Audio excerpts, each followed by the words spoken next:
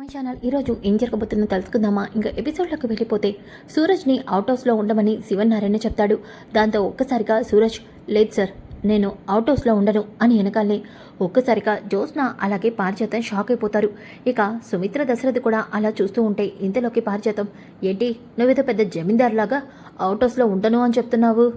After all ఒక food stall మీద పెట్టుకొని రోడ్ పైన అమ్ముకునే నీకే అంత పొగరా అని వెనకాలనే, చూడండి మేడం, నాది పొగరనుకుంటారో లేదంటే ఆత్మాభిమానం అనుకుంటారో నాకు తెలీదు, కానీ పెద్ద అయినా నా కోసం ఆలోచించి మీరు ఈ నిర్ణయం తీసుకున్నారని మాత్రం నాకు అర్థమైంది. కానీ నేను ఇలా అంటున్నానని మీరు అపార్థం చేసుకోవద్దు. దయచేసి నేను ఒక పనివాళ్ళలాగానో లేదంటే ఇంకేదైనా కారణంతో మీ అవుట్ హౌస్లో ఉండలేను. దయచేసి నన్ను వదిలేండి అని వెనకాలనే ఇక కార్తీక్, బ్రో, నీ మానసికంగా నువ్వెంత బాధపడ్డావో అర్థమైంది తాత అని అంటూ ఉంటే, అర్థమైంది, నా తప్పేంటో నాకు తెలిసింది. నువ్వు మా ప్రాణాలను కాపాడావు. అక్కడ నువ్వు మా పరాయి వాళ్ళమా నీ సొంత వాళ్ళమో నువ్వు ఆలోచించలేదు. కానీ మేము మాత్రం నిన్ను పరాయి వాడిగా ఆలోచించి అవుట్ హౌస్లో ఉండమని చాలా పెద్ద తప్పు చేశానని అర్థమైంది. కాబట్టి నీకు అభిప్రాయంలో ఏమాత్రం ఎటువంటి ఇబ్బంది లేకపోతే నువ్విక్కడే మా ఇంట్లోనే పెయిన్ గెస్ట్గా మా గెస్ట్ రూమ్లో ఉండొచ్చు అని వెనకాలనే ఒక్కసారిగా జ్యోత్స్న పారిజాతం షాక్ అవుతారు. ఇక సుమిత్ర, మావయ్య గారు, మీరు చాలా మంచి నిర్ణయం తీసుకున్నారు.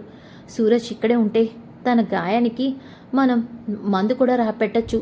అలాగే తన ఫుడ్కి కానీ దేనికి కానీ ఇబ్బంది కాకుండా కూడా మనం చూసుకోవచ్చు అని వెనకాలనే దశరథ, అవును సుమిత్ర, సూరజ్ ఇప్పుడు నీకు ఇది నచ్చిందా అని వెనగాలనే, సార్, ఇది నాకు కొంచెం మొహమాటంగానే అనిపిస్తుంది. సూరజ్, ఇంక నువ్వేమీ మాట్లాడద్దు. ఈ రోజు నుంచి నువ్వు మా ఇంట్లో పెయిన్ గెస్ట్గా నీ కాలు నొప్పి తగ్గే వరకు ఇక్కడే ఉండాలి అని వెనకాలనే ఒక్కసారిగా జ్యోత్స్న, ఇది నాకు నచ్చలేదు, నాకు ఇష్టం లేదు అని అంటుంది. దాంతో పారిజాతం, వసే, ఇప్పుడు మీ తాత నిన్ను తిడతాడే అని మనసులో అనుకుంటూ ఉంటే ఇక శివనారాయణ, నీ అభిప్రాయాన్ని ఎవరు అడిగారు ఇక్కడ? అయినా నీకు కొంచెం కూడా కన్సర్న్ లేదా? సూరజ్ నీ ప్రాణాలు కాపాడాడు.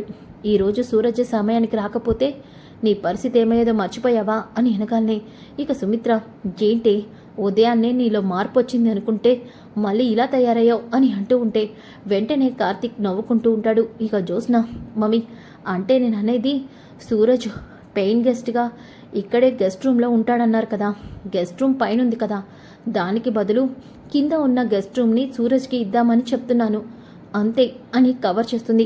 ఇక పారిజాతం, అబ్బో, దీని వేషాలు మామూలుగా లేవుగా అని అనుకుంటుంది. ఇక సూరజ్, థ్యాంక్ యూ సార్ అని చెప్పేసి అంటూ ఉంటే సుమిత్ర, ఏంటి అలా చూస్తున్నావు జ్యోత్స్న, వెళ్ళి సూరజ్కి తన గెస్ట్ రూమ్ చూపించు అని వెనకాలనే కార్తీక్ ఇక సూరజ్ని తీసుకెళ్తూ గెస్ట్ రూమ్ దగ్గర వదిలేసి, సరే బ్రో, ఆల్ ది బెస్ట్, నేను ఇక బయలుదేరుతున్నాను, బాయ్ పెద్ద మేడం అంటూ కార్తీక్, సార్ నేను వెళ్తున్నాను ఇక, సరేరా, అలాగే అప్పుడప్పుడు ఇక్కడికి మీ అమ్మని అలాగే నీ భార్యని తీసుకొస్తూ ఉండు, ఏదో వెళ్ళిపోమన్నామని అలాగే దూరంగా ఉండకండి సార్, మీరు చెప్పాలా ఏంటి, వాళ్ళని ఇక్కడే ఉండిపోయేలా చేస్తాను అని చెప్పేసి అంటాడు. దాంతో పారిజాతం, నువ్వేమైనా చేస్తావరా మాయలోడా అని అనుకుంటూ ఉంటుంది. ఇక సూరజ్ జ్యోత్స్నకి కన్ను కొడతాడు. ఒక్కసారిగా జ్యోత్స్న, నువ్విప్పుడేం చేసావు, నాకు కన్ను కొడతావా అని చెప్పేసి సూరజ్ చేయి గట్టిగా పట్టుకుంటుంది. ఇక వెంటనే సూరజ్, జ్యోత్స్న, నాకు ఇలాంటివి ఇష్టం లేవని చెప్పాను కదా, అయినా నువ్వు నన్ను ఎందుకు ఇలా బలవంతం చేస్తున్నావు? ఇప్పుడు ఇక్కడ ఎవరూ లేరని నువ్వు నన్ను ఏదైనా చేస్తావా ఏంటి? ఒరే, నీ గురించి నువ్వేమనుకుంటున్నావురా? ఛీ, నిన్ను చూస్తుంటేనే అసహ్యం వేస్తుంది. అలాంటి నేను ఏదైనా చేస్తానా? నువ్వు కల్లో కూడా ఊహించుకోకు అని చెప్పేసి జ్యోత్స్న అలా వెళ్ళబోతూ ఉంటే ఒక్కసారిగా సూరజ్ జ్యోత్స్నని లాగుతాడు. అలా లాగడంతో సూరజ్ ఒక్కసారిగా జ్యోత్స్న మీద పడిపోతుంది. ఇక సూరజ్ మీద జ్యోత్స్న పడిపోవడంతో పారిజాతం అక్కడికి వస్తుంది. ఏం జరుగుతుంది ఇక్కడ అని అంటూ ఉంటే శివనారాయణ, సుమిత్ర, దశరథ అందరూ కూడా అక్కడికి వస్తారు. రాగానే ఒక్కసారిగా జ్యోత్స్న, వీడు నన్ను అందరి ముందు ఫోన్లు చేశాడుగా అని చెప్పేసి, అంటే మమ్మీ అది అని అంటూ ఉంటే, సార్, నా కాలు బాలేదు కదా, జ్యోత్స్న నాకు హెల్ప్ చేసింది, చూసుకోకుండా జ్యోత్స్న నా మీద పడిపోయింది అని చెప్పేసి అంటూ ఉంటే ఇక జ్యోత్స్న, అవును తాత, అవును అని అంటూ ఉంటే శివనారాయణ తన మనసులో నవ్వుకుంటాడు. ఇదేదో పనికొచ్చే విషయంలాగే ఉంది, నేను అనుకున్నది జరగబోతుంది అని చెప్పేసి అనుకుంటాడు. ఇక సుమిత్ర, బాబు నువ్వు ఈ గదిలోనే రెస్ట్ తీసుకో. సూరజ్, నీ బట్టలు అలాంటివి ఏమైనా ఉంటే వాటిని కూడా ఇక్కడికి తెప్పించే పని మనిషిని ఒకరిని పెడతా నీకు. పర్వాలేదు సార్, ఆల్రెడీ నిన్న ఫ్రెండ్కి కాల్ చేశాను, వాడు నా బట్టలను తీసుకొచ్చిస్తాడు. అవునా, సరే అయితే. అమ్మ సుమిత్ర, సమయానికి సూరజ్కి భోజనం అవి చూసుకో. సరే మావయ్య గారు అని చెప్పేసి అంటుంది. ఇంకా ఒక పక్కన దీప్ అయితే, బావా సూరజ్ అక్కడే ఉంటే జోష్న వల్ల సూరజ్కి ఏదైనా ప్రాబ్లం అవుతుందేమో. అయ్యో దీప, నీకు ఇంకా అర్థం కాలేదా బ్రో? జోష్న కన్నా పెద్ద తింగరోడు, అంత ఈజీగా జోష్నని వదిలిపెట్టడు. ఈ పాటికి పెద్ద మేడంకి అక్కడ చుక్కలు చూపిస్తూ ఉంటాడు. బావా, మనం అనుకున్నది జరిగితే పర్వాలేదు. ఇప్పటికే సూరజ్ కాలు విరిగింది, అలాగే తన చెయ్యి విరిగింది. జోష్న వల్లే ఇదంతా జరిగిందని నువ్వంటున్నావు. ఇప్పుడు ఏకంగా సూరజ్ అక్కడ ఉంటున్నాడు. సూరజ్ని జోష్న ఏమైనా చేస్తుందేమో. దీపా, నువ్వెందుకు ఇంత టెన్షన్ పడుతున్నావు? అలాంటిది ఏదైనా చేస్తే బ్రో ఏం గుణపాఠం నేర్పించాలో అదే నేర్పిస్తాడు. అయినా ఇప్పుడు సూరజ్కి తాత సపోర్ట్ ఉంది. సూరజ్ని జోష్న ఏమైనా చేస్తే తాత ముందు అడ్డంగా ఇరుక్కుంటుంది. నువ్వు ఇంక దీని విషయాన్ని వదిలేసి ముందు డాక్టర్ చెప్పింది మర్చిపోయావా? ఈరోజు డాక్టర్ నిన్నన్ని హెల్తీగా ఉండే ఫుడ్ని తినమని చెప్పారు. అలాగే నువ్వు ఎక్కువ జ్యూసులు తాగాలి, అలాగే ఎక్కువ ప్రోటీన్ ఉండే ఫుడ్ తినాలని చెప్పారు. అది గుర్తుందిగా? గుర్తుంది బావా, అందుకే కదా వచ్చినప్పటి నుంచి 2 గ్లాసులు జ్యూస్ ఇచ్చావు. నీ పెళ్ళానికి అలాగే చెప్పరా, లేకపోతే ఇదిగో ఇలాగే ఇష్టం వచ్చినట్టు మాట్లాడుతుంది. అత్తయ్య, ఏంటి అత్తయ్య, నీకు ఇవన్నీ వద్దు అన్నాను, కానీ నా మాట విన్నావా? కానీ ఏం చేస్తావు, ఆ తింగర్ దానివల్ల ఇవన్నీ మనకి తప్పడం లేదు. సరే కానీ సమయానికి మాత్రం అన్నీ తిను. ఒరే కార్తీక్, ఇప్పటి నుంచి నీ భార్య నువ్వే చూసుకోవాలి. అమ్మా, నా మరదలు నేను చూసుకుంటాను కదా, నువ్వు ముందు వెళ్ళి పడుకో అని చెప్పేసి అంటాడు. ఇంకా ఒక పక్కన ఉదయం అవుతుంది. ఉదయం అయిన తర్వాత పారిజాతం, ఏంటే సరాసరి నీ శత్రువు నీ ఇంట్లోనే ఉంటున్నాడు, నువ్వేం చేయలేవా? గ్రాని దీపని బావనే నేను ఒక్క సారీ చెప్పి ఇంట్లోంచి వెళ్ళిపోయేలా చేశాను. ఈ సూరజ్ గాడు ఎంత, వాణ్ణి ఎలా ఇంట్లోంచి పంపిస్తానో నువ్వు కల్లో కూడా ఊహించలేవు. ఏంటి నువ్వంటుంది? అవును గ్రాని, ఈ సూరజ్ గాడు అందరి ముందు నన్ను చెడ్డదాన్ని చేశాడు, కానీ నేను వీడిని అందరి ముందు ఫోన్లు చేస్తాను. తాత ఈ సూరజ్ గాడిని ఎలా అయితే ఇంట్లోకి తీసుకొచ్చాడో అలాగే వీడిని మెడపట్టి బయటికి గెంటేలా చేస్తాను. ఏం చేస్తావే? చూస్తావుగా గ్రాని, నేనేం చేస్తానో నువ్వే చూడు అని చెప్పేసి అంటుంది. ఇంకా సూరజ్ ఏమో రూమ్లో ఉంటాడు. ఇంతలోకి జోస్న కిందకి వస్తుంది. ఇక సుమిత్ర, జోస్న ఒక్క నిమిషం వెళ్ళి సూరజ్కి టిఫిన్ ఇచ్చేసి వస్తాను. మమ్మీ, నువ్వెందుకు గెస్ట్ కోసం ఇంత టెన్షన్ పడి ఐరన్న పట్టం? సూరజ్కి టిఫినే కదా, నేను వెళ్ళి ఇస్తాను, ఇటివ్వు మమ్మీ అని చెప్పేసి ఇక జోస్న టిఫిన్ ప్లేట్ తీసుకొని సూరజ్ దగ్గరికి వెళ్తుంది. ఇంతలోకి అప్పుడే సూరజ్ స్నానం చేసి వచ్చి డ్రెస్ వేసుకుంటూ ఉంటాడు. ఇక షర్ట్ లేని సూరజ్ని చూసిన వెంటనే జోస్న, ఏ ఇడియట్, లోపలికి వచ్చేటప్పుడు చెప్పొచ్చు కదా బట్టలు లేవని, నీ బాడీని చూపించాలా నాకు? హలో మేడం, వచ్చేటప్పుడు డోర్ లాక్ చేసి రావడం నీకు తెలియనప్పుడు నువ్వు నన్ను అడుగుతున్నావా? ఆ ప్రశ్న నేను అడగాలి. ఒరేయ్, ఏమనుకుంటున్నావురా నీ గురించి? ఇది నా ఇల్లు, నేను నీ డోర్ కొట్టి రావడం ఏంటి? ఈ ఇంట్లో ఎక్కడికైనా నా ఇష్టంతో నేను వెళ్తాను. నన్ను అడిగే హక్కు కానీ ఎవ్వరికీ లేదు. ఉంటుంది మేడం, ప్రతిసారి మనం అనుకున్నదే మనది అయిపోదు మేడం. ఈరోజు నువ్వు అనుకుంటున్న ఇదంతా నీది కాకపోవచ్చుగా. వీడేంటి ఏదో నిజం తెలిసినట్టు మాట్లాడుతున్నాడు అని జోస్న, ఏం వాగుతున్నావు నువ్వు? అదే మేడం, ఇప్పుడు మనది అనుకున్నది ఎప్పుడు మనదే అయిపోదు కదా అని అంటూ ఉంటే, ఒరే నీ తిక్క ఎలా కుదర్చాలో నాకు బాగా తెలుసు. ఈరోజు నేను నీ తిక్క కుదర్చడానికి నీకు టిఫిన్ తీసుకొచ్చాను, లేకపోతే నీ మీద అభిమానంతోనే ప్రేమతో అనుకుంటున్నావా? ఏంటి జోస్న, ఏం చేయబోతున్నావు? జైన్ చేయబోతున్నానా? ఆగు, కాసేపట్లోనే తెలుస్తుంది నీకు అని చెప్పేసి వెంటనే జోస్న డోర్ని లాక్ చేస్తుంది గట్టిగా వేసి. దాంతో ఆ బయట ఉన్న సుమిత్ర, ఇదేంటి డోర్ అంత సౌండ్ వచ్చింది, జోస్న ఇప్పుడే గదిలోకి వెళ్ళింది కదా అని అనుకుంటుంది. ఇక వెంటనే జోస్న, ఏ సూరజ్, ఏం చేస్తున్నావు నువ్వు? వదులు, నన్ను వదులుతావా లేదా? హౌ డేర్ యూ, మా ఇంటికి వచ్చి నాతోనే ఇలా ప్రవర్తిస్తావా? వదులు వదులు సూరజ్ అని కావాలని గట్టిగా అరుస్తూ ఇక తన చైర్ని నలిపేస్తూ అలాగే తన బట్టలన్నిటినీ నలిపేస్తూ ఇక తన హ్యాండ్ దగ్గర ఉన్న హ్యాండ్ని కూడా చింపేస్తుంది.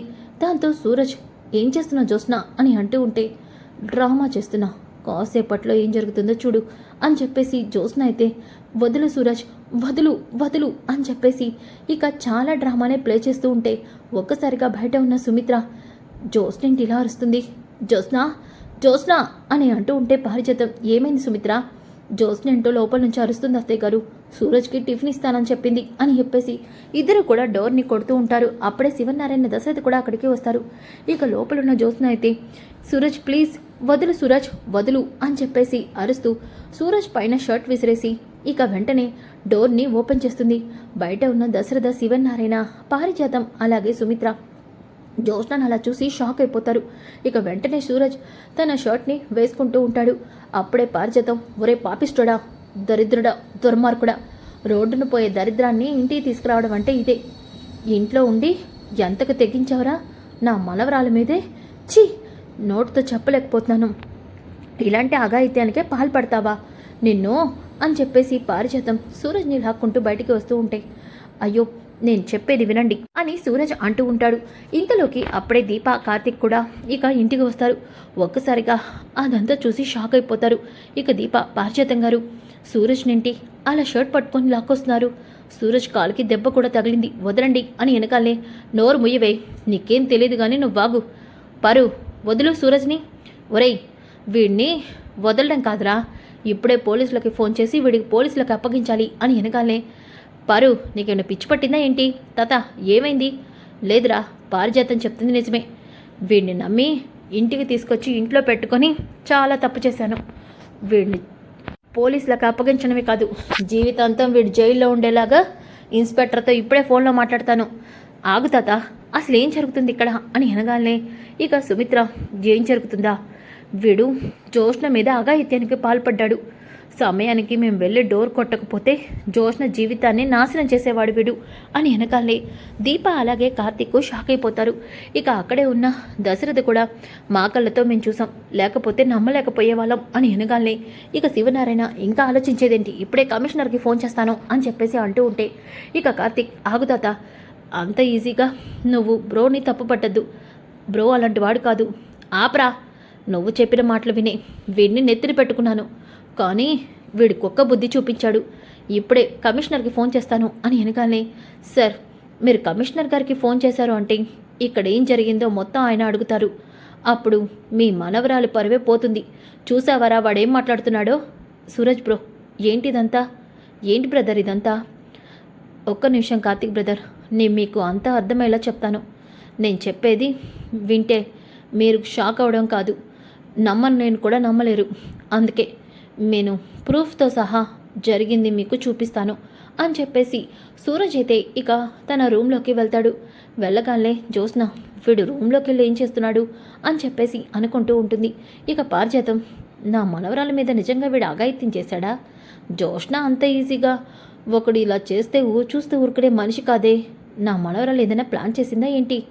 వీడు ఇప్పుడు ఆ ప్లాన్ని నాశనం చేస్తాడా అని చెప్పేసి అనుకుంటూ ఉంటే సూరజ్ లోపలికి వెళ్ళి కుంటుతూ ఫోన్ని తీసుకొని వస్తాడు. దాంతో ఒక్కసారిగా శివనారాయణ ఏంటి మళ్ళీ కొత్త నాటకం మొదలు పెట్టావా? వీడు నాటకాలు ఆడేవాడేనండి, ఇక వీడి మాటల్ని నమ్మద్దు. సార్ నా మాటల్ని మీరు నమ్మద్దు, కానీ సాక్ష్యాన్ని మాత్రం నమ్ముతారు కదా. ఒక్కసారి ఈ ఫోన్ చూడండి. జ్యోత్స్న నా రూమ్లోకి వచ్చే ముందు ఏం జరిగిందో మీకే తెలుస్తుంది. అప్పుడు కూడా నేను మీ మనవరాల విషయంలో తప్పు చేశారని మీరు అనుకుంటే మీరు ఏ శిక్ష వేసినా నాకు ఎటువంటి అభ్యంతరం లేదు అని వెనకాలనే శివనారాయణ ఫోన్ ఓపెన్ చేసి చూస్తాడు. ఒక్కసారిగా జ్యోత్స్న టిఫిన్ తీసుకొని వచ్చి ఏంట్రా నాటకాలు ఆడుతున్నావా? నిన్ను టిఫిన్ తీసుకొని నీ మీద కన్సర్న్ చూపించడానికి రాలేదు. ఈరోజు మా తాత నిన్ను మెడపట్టి బయటికి గెంటేలా చేయడానికే వచ్చాను అని చెప్పేసి కావాలని అరుస్తూ తన హెయిర్ని అలాగే తన బట్టని నలిపేస్తూ ఇక గట్టిగా అరుస్తూ ఉంటుంది. అదంతా చూసిన శివనారాయణ, సుమిత్ర అలాగే దశరథ షాక్ అయిపోతారు. ఇక పారిజాతం వసే ఇలా ఇరుక్కుపోయావేంటి? ప్లాన్ చేసే ముందు వాడి ఫోన్ చూసుకోవాలి కదే అని అనుకుంటూ ఉంటే ఇక జ్యోత్స్న బాబోయ్ ఇప్పుడు అందరి ముందు ఫోన్లు అయిపోయానుగా అని అనుకుంటూ ఉంటే ఇక సూరజ్ చూశారుగా సార్, ఎవరు తప్పు చేశారో ఎవరు ఇదంతా చేశారో మీకు అర్థమై ఉంటుంది కదా అని వెనకాలనే ఇక కార్తీక్ ఛీ ఒక ఆడదానివై ఉండి ఇలాంటి పనులు చేయడానికి సిగ్గుగా అనిపించట్లేదా? బావా, దీనికి సిగ్గుంటేనే కదా ఇది ఇలాంటి పనులు చేయకుండా ఉంటుందా? దీని బుద్ధి ఎప్పటికీ మారదు. దీనికి సూరజ్ అంటే పడదు, కోపం. అలాంటి తాతగారు సూరజ్ని తీసుకొచ్చి ఇంట్లో పెట్టారని తట్టుకోలేక ఇలాంటి పని చేసింది. అయినా బయట మనుషుల్ని పెట్టి తినే ఫుడ్లో బొద్దింకని పెట్టించి హోటల్నే సీజ్ చేయించాలని చూసింది. దీనికి ఇలాంటివి ఒకటి లెక్క ఏంటి అని అనగానే సుమిత్ర ఒక్కసారిగా జ్యోత్స్న చెంప పగలగొడుతుంది. ఓసే పాపిష్టిదానా, నువ్వెప్పటికీ మారవే. నువ్వు మారతావనుకోవడం నిజంగా నా తప్పు. నిన్న నువ్వు మాడిన మాటలకి మారిపోయావనుకున్నాను. కానీ ఏ ఆడది చేయని పని చేస్తావా? మమ్మీ అది ఇంకేమీ మాట్లాడద్దు అని అంటూ ఉంటే ఇక శివనారాయణ, ఛీ, అసలు నిన్ను చూస్తుంటేనే అసహ్యం వేసి కంపరంగా ఉంది. నిన్నే నీతో చెప్పాను, నీ వల్ల ఇంకొకసారి ఏదైనా తప్పు జరిగితే మెడపట్టి బయటికి గెంటేస్తానని. కానీ చెప్పి 24 గంటలు అవ్వలేదు, మళ్ళీ నువ్వు చెప్పుకోలేని తప్పు చేశావు. ఈరోజు నిజంగా నీ మాటలు నమ్మి ఇలా నిజాయితీపరుడైన సూరజ్ని మేమందరం అపార్థం చేసుకుని జైలుకి పంపించేవాళ్ళం. నువ్వెప్పటికీ మారవు తాత. అది మాట్లాడకు బాబు. సూరజ్, నీ విషయంలో కాసేపు మేమందరం కూడా నువ్వు చేసిన మంచిని పక్కన పెట్టి కళ్ళకి కనిపించింది నిజం అనుకొని నేను చాలా మాట్లాడినాం. దా మాటలకి మమ్మల్ని క్షమించు బాబు. సార్, మీరు నాకు క్షమాపణ చెప్పినంత మాత్రాన మీరు నా మీద అన్న మాటలు నేను మర్చిపోలేను. అలాగే ఈరోజు నాకు జరిగిన అవమానాన్ని కూడా నేను ఎప్పటికీ మర్చిపోలేను. అది కాదు బ్రో, తాత అలాగే అత్త తెలియక ఏదో అపార్థం చేసుకున్నారు. ఇలా ఎన్నిసార్లు అపార్థం చేసుకుంటారు? నా కాలు విరగడానికి కారణం, నా చెయ్యి విరగడానికి కారణం జ్యోత్స్న మేడమే. కానీ మీ అందరికీ ఈ విషయం తెలియక మీరందరూ కూడా నన్నే అపార్థం చేసుకుంటున్నారు అని అంటూ ఉంటే ఇక శివనారాయణ, తెలిసింది బాబు, నీ విషయంలో మేము ఎంత పెద్ద తప్పు చేసావో మాకు తెలిసింది. నువ్వేం చేయమని అడిగినా దానికి మేము సిద్ధంగా ఉన్నాం. చెప్పు, నీకు జరిగిన అన్యాయానికి మమ్మల్ని ఏం చేయమన్నా చేస్తాం. మీ మనవరాల్ని నాకు ఇచ్చి పెళ్లి చేయండి అని వెనకాలనే ఒక్కసారిగా దీప, కార్తీక్, జ్యోత్స్న, పారిజాతం, దశరథ, శివనారాయణ అందరూ కూడా షాక్ అవుతారు. ఇక సూరజ్, మీరు వింటుంది నిజమే. మీ మనవరాల్ని జ్యోత్స్ననిచ్చి నాకు పెళ్లి చేయండి, నేను హ్యాపీగా ఉంటాను అని అనగానే శివనారాయణ, సూరజ్, ఏం మాట్లాడుతున్నావు నువ్వు? నాకు ఇప్పుడు అర్థమైందండి. ఈ ఫుట్పాత్ గాడు ఎందుకు మన ఇంటికి వచ్చి మన మనవరాల వెనక పడుతున్నాడా అని ఇప్పుడు నాకు అర్థమైంది. ఏంట్రా ఫుట్పాత్గా? నీకు నా మనవరాలు కావాలా? నా మనవరాలతో పెళ్లి కావాలా? పెళ్లి చేసుకొని నా మనవరాల్ని ఈ ఆస్తి మొత్తం కొట్టేయాలని ప్లాన్ చేసావు. ఇప్పుడు నాకు బాగా అర్థమైంది. పిన్ని, సూరజ్ మాట్లాడే మాటలు వినకుండా ఎందుకు అలా మాట్లాడుతున్నావు? దశరథ, నువ్వు అమాయకుడివి, అందుకే ఇలాంటి వాళ్ళ మాటల్ని నువ్వు నమ్మేస్తున్నావు. వీడి ప్లాన్ ఏంటో నాకు ఇప్పుడు అర్థమైంది అని వెనకాలే, చూడండి, నేను ఇంకా మాట్లాడింది పూర్తి కాలేదు. నాకు జ్యోత్స్న నచ్చింది. ఇప్పటి వరకు ఏ అమ్మాయి నా విషయంలో ఇలా రియాక్ట్ కాలేదు. ఫస్ట్ టైం జ్యోత్స్న నన్ను టచ్ చేసింది. అప్పుడే జ్యోత్స్నని పెళ్లి చేసుకోవాలని డిసైడ్ అయ్యాను. మీకు ఇంకొక విషయం, మీరు నాకు మీ ఆస్తిలో చిల్లి గవ్వ కూడా ఇవ్వనవసరం లేదు. ఎందుకంటే నాకు ఆత్మాభిమానం ఎక్కువ. ఒకరిచ్చిందని నేను ఎప్పుడు కూడా తీసుకోను. జ్యోత్స్నని నేను పెళ్లి చేసుకుంటాను. తన ఆస్తిలో చిల్లి గవ్వ కూడా నాకు అవసరం లేదు. ఈ విషయం మీకు చెప్తున్నాను అని అనగానే, శబాష్, నేను ఎలాంటి వాడైతే నా మనవరాలకి తగిన జోడి కావాలనుకున్నానో అలాంటి వాడే దొరికాడు అని చెప్పేసి శివనారాయణ, సూరజ్ని జ్యోత్స్నకిచ్చి పెళ్లి చేయడంలో నాకు ఎటువంటి అభ్యంతరం లేదు అని అంటాడు. తాత, అది కాదు అని జ్యోత్స్న అనగానే, మాట్లాడకు, ఇక మాట్లాడే అర్హత నువ్వు కోల్పోయావు. ఇప్పుడు ఈ ఇంట్లో మేమేం చెప్తే అది నువ్వు వినాల్సిందే. అవును, సూరజ్ని నువ్వు ఇక పెళ్లి చేసుకొని తీరాల్సిందే అని అంటాడు. ఇక దశరథ అలాగే సుమిత్ర కూడా, అవును, జ్యోత్స్నని అర్థం చేసుకునే మనిషి ఇంతకన్నా మంచివాడు దొరకడు. జ్యోత్స్నని ఇతనికిచ్చి పెళ్లి చేయడమే మంచిది. జ్యోత్స్న కూడా మనతో పాటు ఇక్కడే ఉంటుంది.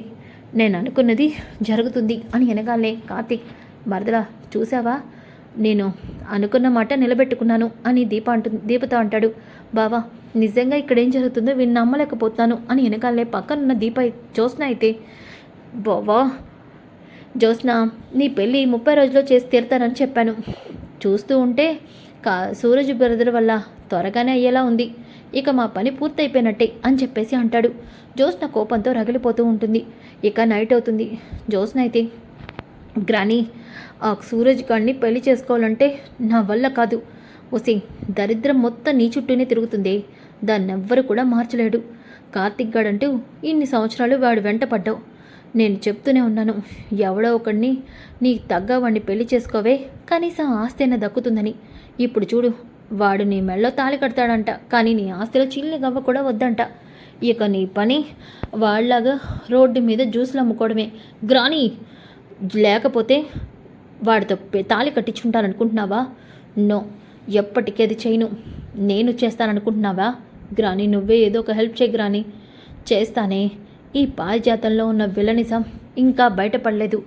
అవును, ఈ పారిజాతంలో ఉన్న మెయిన్ విలన్ బయటపడితే ఎలా ఉంటుందో ఎవ్వరు కూడా ఊహించలేరు. గ్రాని, అవునే, నేనేంటో ఒకవైపే అందరికీ తెలుసు, రెండో వైపు ఎవ్వరికీ తెలీదు. తెలియని రహస్యం నీకొకటి చెప్తాను విను. ఏంటి గ్రాని? సుమిత్ర కన్న తల్లి చనిపోవడానికి కారణం ఎవరో తెలుసా? ఎవరు గ్రాని? దక్షిణామూర్తి తాత అని అన్నారు కదా. కాదే, సుమిత్ర తల్లి చనిపోవడానికి కారణం దక్షిణామూర్తి కాదు, ఈ పారిజాతం. గ్రాని, ఏమంటున్నావు నువ్వు? అవునే, ఆ రోజు నేను ఆ కబేళగాడిని బిడ్డలు మార్చి దీపని చంపమని చెప్పానా? కానీ అప్పుడే ఇదంతా సుమిత్ర తల్లి చూసేసింది. సుమిత్ర బిడ్డను చూడటానికి హాస్పిటల్కి వచ్చి ఇదంతా తన కళ్ళతో చూసేసింది. తన వల్ల ఎప్పటికైనా నీ నిజం బయటపడుతుందని నేనే దాని తల్లిని తలపైన కొట్టి చంపేశాను. కానీ సుమిత్ర ఇదంతా దక్షిణమూర్తే తన తల్లిని చంపేశాడు అనుకుంటుంది. కానీ ఇదంతా నిజమా? నిజమే అని అంటూ ఉంటే అప్పుడే ఇదంతా కూడా కార్తిక్ వెనక నుంచి వీడియో తీస్తాడు. పారు, నువ్వింత పెద్ద వెళ్ళవా? ఇప్పుడే ఈ విషయం అత్తకు చెప్పాలి అని చెప్పేసి ఇక కార్తిక్ అయితే ఫోన్ తీసుకెళ్ళి సుమిత్ర దగ్గరికి ఇస్తాడు. ఏంట్రా, ఏంటి ఫోన్ ఇస్తున్నావు? అత్త, ఒకసారి ఫోన్ చూడు. మీ అమ్మ చనిపోవడానికి కారణం మీ నాన్న కాదు. ఒరే, నువ్వు ఇవన్నీ కూడా ఇప్పుడు నువ్వు మాట్లాడద్దు. అసలు ఆ మనిషి నాన్నకు తండ్రే కాదు. అత్త, ముందు నేను చెప్పేది విను. నువ్వు ముందు ఈ ఫోన్ చూడు అని అనగానే పారిజాతం ఇక జ్యోత్స్నతో, దక్షిణామూర్తి సుమిత్ర తల్లిని చంపలేదు. సుమిత్ర తల్లిని చంపింది నేను. అవును, ఆ రోజు నేను బిడ్డని మార్చేటప్పుడు వాళ్ళ అమ్మ నన్ను చూసేసింది అని మొత్తం జరిగిందంతా కూడా ఉంటుంది. అది చూసి సుమిత్ర షాక్ అయిపోతుంది. సో ఫ్రెండ్స్, అప్కమింగ్ ఎపిసోడ్స్ ఇలాగే చాలా చాలా ఇంట్రెస్టింగ్గా ఉంటాయి. డోంట్ మిస్ ఈ వీడియోని లైక్ చేయండి, షేర్ చేయండి. Thanks for watching.